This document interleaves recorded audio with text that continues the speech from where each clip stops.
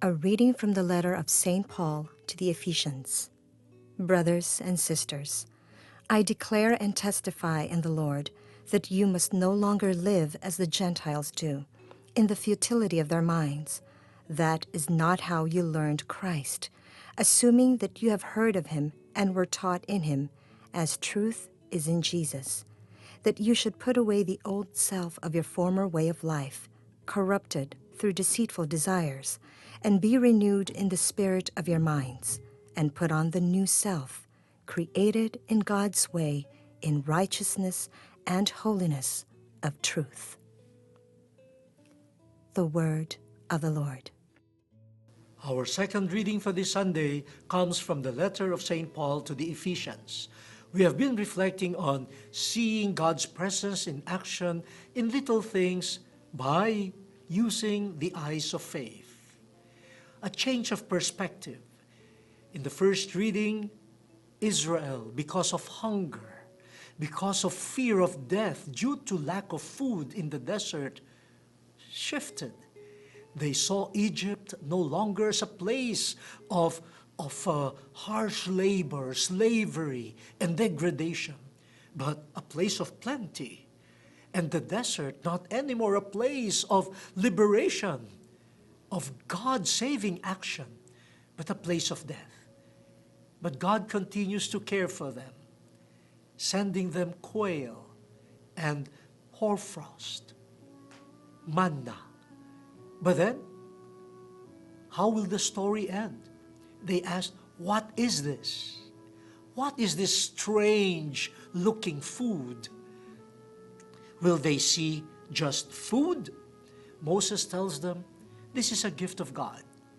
But to see the gift of God requires a new pair of eyes, the eyes of faith. This change of perspective is explained to us by St. Paul in his letter to the Ephesians. He talks to the Ephesians as those who had already learned Christ. Look at the expression. It's not those who have learned about Christ. He said, you have learned Christ. And because you have learned Christ, you should not be thinking the way the non-believers do. And the non-believers, he says, have empty minds.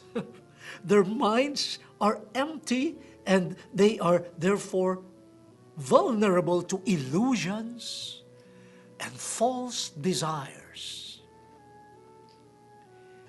A mind that has not learned Christ is really vulnerable to falsehood, illusions. But that should not be the way with you. Thanks to the gospel of Christ, he tells the Ephesians, they can now put on Christ. And by putting on Christ, they put on a new mind, a new way of looking at things, a new way of looking at life, Christ's way.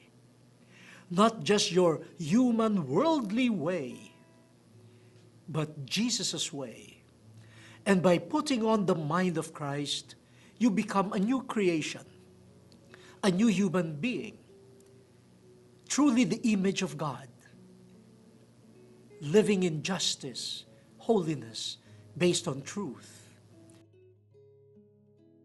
But that is the description of Jesus.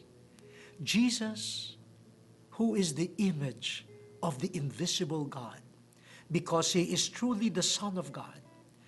And so, when we turn to Jesus, receive him in faith, we will also receive a new mind, metanoia, what we call conversion, means a new way of thinking, a new way of seeing things, which we should bring to daily life.